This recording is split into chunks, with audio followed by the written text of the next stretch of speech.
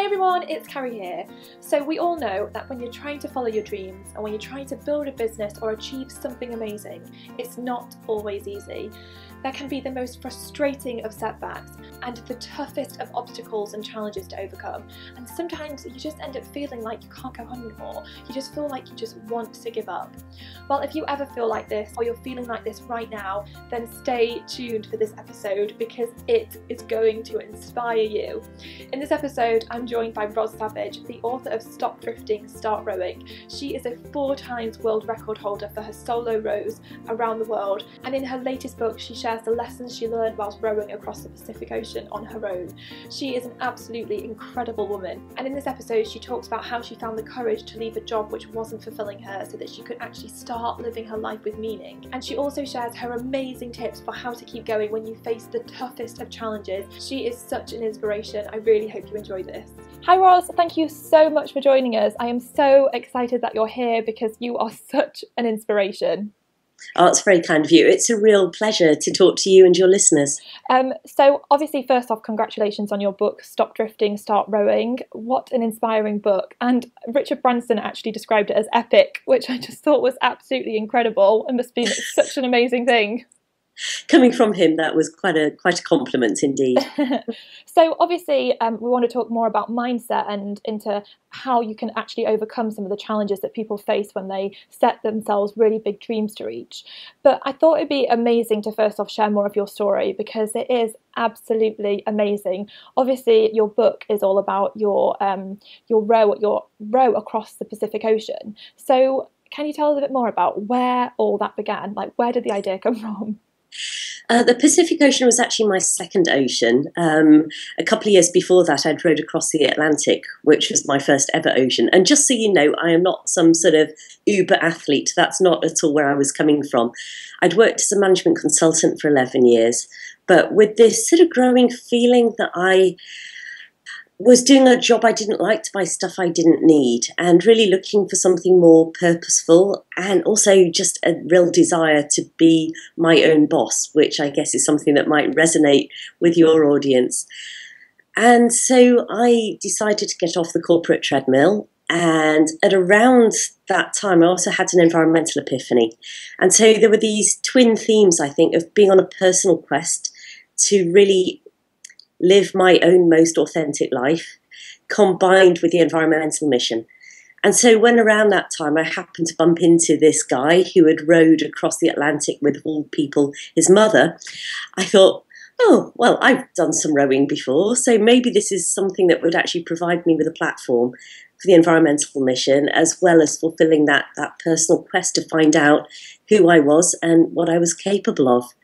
Wow, it is such an incredible story, and obviously you set off and you didn't have a boat following you, did you? You were completely solo going across. That's right, yeah, it was an unsupported row, so I had to take all of my food with me. I had a water maker on board the boat, which took the seawater and through a process of reverse osmosis turned it into fresh water. So it really was the most intense sort of solo retreat that you could ever imagine. Oh, wow. In fact, the Atlantic particularly, because my stereo failed very early on that row. So for 3.5 months, I really was just left alone with my own thoughts, which oh my goodness. I have to say was not a comfortable experience, but it was definitely character building. And actually, I think it's so important to spend time on your own, just to kind of step back from the world for a while and think about what's really, really important to me. Yeah, definitely. But I just want to jump now into, obviously, you faced so many setbacks and challenges through your travels, while you're rowing across the oceans, and I had to write them down because there were so many. So you braved 20-foot waves, you were capsized 3 times in 24 hours, you faced death by dehydration, you broke your cooking stove, your satellite system, and all 4 of your oars. Yes. When I read that, I was just like, oh my goodness. That is some challenges and setbacks right there. But obviously, no matter what someone's dream is, no matter whether it is building a business or rowing across an ocean, there are always kind of those setbacks and challenges when you're trying to achieve something amazing. But so often people give up. So what was it in those moments that helped you to really keep going? Well, the very glib answer to that would be that it's extremely difficult logistically to quit in the middle of an ocean. It's not, just hop on the next bus home. Yeah. But seriously, I had to call on everything that I could think of to keep myself motivated to just keep on going. So I would think of things like my environmental mission. I would think of all the people who'd helped support me to get to that stage. I would think of my desperate desire not to go back to just working in the office cubicle. But actually, I think the most important lesson that I learned about how to overcome all of those obstacles, well, I guess there are two. One is I had a very clear vision of where I wanted to go with this ocean rowing. It wasn't just about getting to the other side of the ocean. It was about creating a whole new lifestyle for myself. It was about getting outside my comfort zone. And the whole point about getting outside your comfort zone is that from time to time it is incredibly uncomfortable, but that's the whole point of it. And so what I needed to do was keep that very clear vision in my mind, and then just each and every day think, what do I need to do to get a little bit closer to that goal? Even if it was just a few miles in the right direction, or if the winds were against me, not to go too many miles in the wrong direction. But then absolutely not to think about all of the other problems that could come between where I am now and where I want to be. Because I think you can actually send yourself into meltdown if you think about all the problems that could arise. Yeah. And most of them probably won't happen. At one point, I realised I was driving myself insane by paying too much attention to the weather forecasts. So if it was really good forecast, I think, yay, I'm going to make really good miles. If it was a bad forecast, I get really scared about the upcoming storm. And 90% of the time, it was wrong anyway. And most of those things that you worry about actually don't come along. So Yeah. in a way, it's about being very clear about the goal, but also being very present in the moment and not getting too caught up on what might happen. There was something I watched you doing a video, and there was something that you actually said which I thought was amazing, and I wrote it down. You said it took 5 million oar strokes to row 15,000 miles of ocean. One oar stroke only gets me a few feet, but you take 5 million and they really do add up.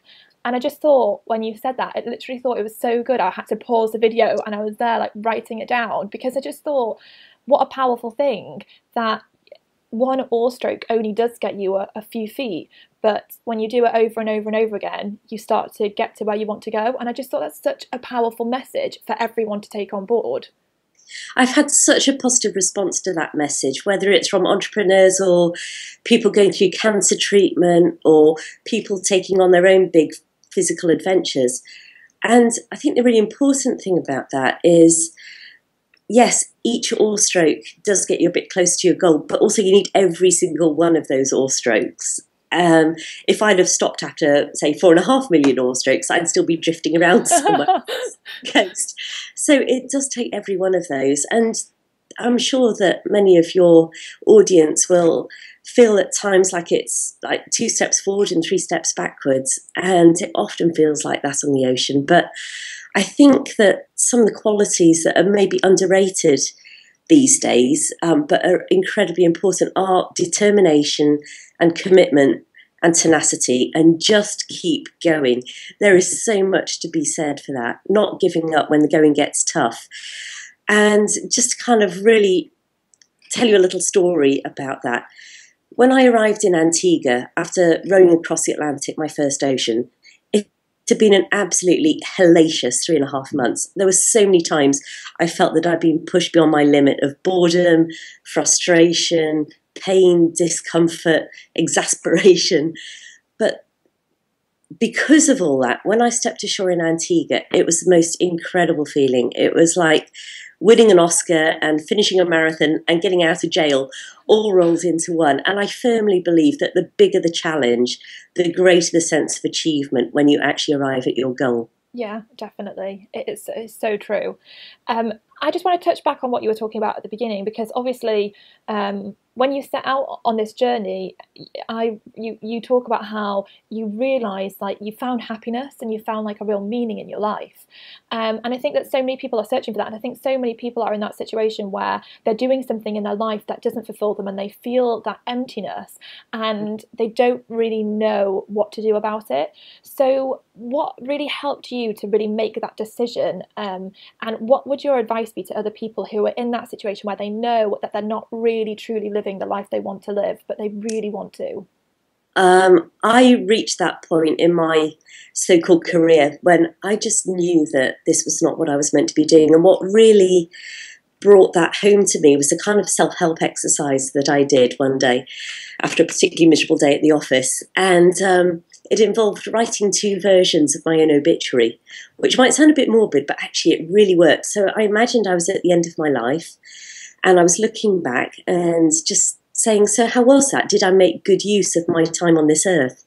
And so the first version of that obituary was the one that I wanted, the fantasy obituary. And so I thought about the people I really admired who seemed to just really get out there and grab hold of life. It wasn't so much about what I would do, it was more about the kind of person that I would be. And as I was writing it, I got so excited about it. It felt so real to me that when I got to the end, I sort of sat back and thought, wow, what an amazing life I've had. And then had to remind myself that that was just the imaginary one. And then the second obituary was the one that I was actually heading for if I carried on as I was at that time, getting on the commuter train and going to work in the office for somebody else for 12 hours a day. And I realised that, it might be a comfortable and safe sort of existence, but it just wasn't really what I wanted to do with my life. And if I carried on like that, I probably would look back with regret and think, actually, that life wasn't quite what I wanted. And so that just made it really, really clear to me that I needed to make some really big changes, or else I would end up looking back and thinking, oh, if only I'd been a bit braver, if only I'd had the courage of my convictions, if only I'd been a bit more adventurous and a bit more willing to get outside my comfort zone. Wow, that is amazing. I had shivers when you were telling me that. I just think what a powerful exercise that everyone should do to really get them to start living the life they want to live. Wow, I think it should come with some sort of health warning. It's a fantastic exercise, but it really could change your life. Yeah. So be willing to live with the consequences. Yeah. But oh my gosh, you're such an inspiration and your story is just unbelievable. That is exactly why Richard Branson describes it as epic and historic and heroic and all the other things he said about the book, because it is amazing. So Ros, thank you so much for sharing all that with us. I really appreciate it. It's been such a pleasure. I hope that's been helpful. Yes, definitely. If you want to find out more about Ros and get your hands on her book, Stop Drifting, Start Rowing, then all the details are over on the blog. It is amazing, so definitely go and check it out. And I would also love to know what you think about this. Have you ever been through a time where you feel like you've got so many setbacks and challenges and obstacles, and how did you deal with it? I'd absolutely love to hear what you have to say about it. Head over to the blog and leave a comment, and I will see you next week for another dose of inspiration.